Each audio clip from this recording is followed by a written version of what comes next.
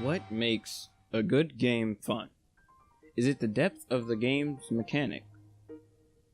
Is it the second-to-second action that keeps you on your toes? Hey, I'm Kai, the Kainonaut, and welcome to the Journey of the Hid project. For those who are unaware, this project is my first step into being an indie developer, but introductions aside, these 3 questions have been consistently making me scratch my head after watching tons of Twitch streams and video essays over the past week. Namely, Pirate Software, creators of the upcoming RPG Heartbound. Lumpy Touch, a fantastic pixel artist, and a man who got me to buy Ace Sprite. And also, Game Maker's Toolkit's Mark Brown. So of course I'm totally ignoring the fact that plenty of developers say thin your scope. But honestly, I haven't hit a solid gameplay loop that I'm completely happy with. Especially seeing how I'm still building systems. Which got me to thinking about games that I find really fun. Some, for instance, being The Legend of Zelda Breath of the Wild and 2016's Doom. I noticed that I love the speed of Doom primarily. At no point in time does the player feel it's necessary to hide from his adversaries. But at the same time, they still pack a punch and can be completely lethal. While with Breath of the Wild, the game holds plenty of mechanics directly to this physics-based system. So I asked myself, how do I make a speed demon who can have enough time and flexibility to interact with the game world? Bombs. I made bombs. I honestly wish I had some super crazy answers to that question, or those questions, but I'm still working them out.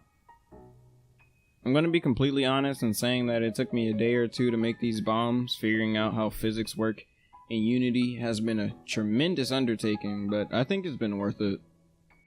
I also began figuring out the particle system, for real this time. I hopped into Krita, my painting app of choice, and painted away.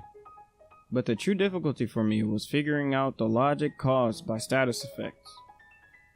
For those of you who don't know what a status effect is, Google tells me, at least.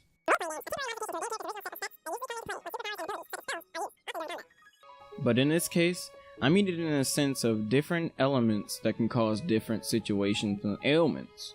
For instance, in Breath of the Wild, if you have fire, you can set the grass on fire, or bushes on fire, or Link on fire. Look, the context does not matter. It's just the interaction between those systems and the game objects that create this unique sense of aha moments. This way, a player can cleverly traverse the world and forge their own path rather than doing an A to B puzzle. So I was thinking some basic elements like fire, ice, and wind respectively, and maybe some explosions. Explosions are cool. So while roughing that out, I also began working on object interaction. For instance, how this player is able to push these huge blocks. How can you even push blocks that big? You're so tiny. But interactions like these are also great for puzzles, as I'm sure you know. Just gives you that Ocarina of Time vibe, doesn't it? That's really it for gameplay this week, though. Doesn't seem like much, but it's a serious undertaking when I'm starting out like this. But I am having tons of fun seeing how the project is now compared to what it was when I first started. It's just, oh god.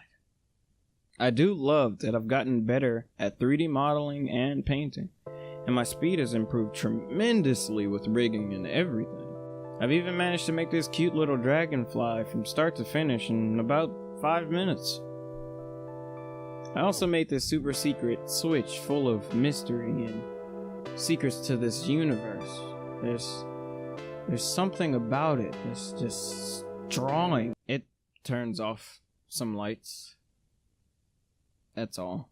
I felt like making a light switch. I thought it would be cool if I could do it in like 2 minutes, so I did that. Well, that's it for this week. If you liked the video, be sure to like and subscribe. It's always helpful. Always helpful. Also, hit the notification bell to stay up to date when these things go live. There's also a new public alpha build up in our Discord server, so hit the description if you want to check that out. Of course, this project wouldn't be possible without my patrons over on Patreon. This week's top tier supporters are Tony McCrory, Stefan Dindia, Bowie Moon, Mrs. and Mr. Williams, and Dante Carson. Thanks again, guys.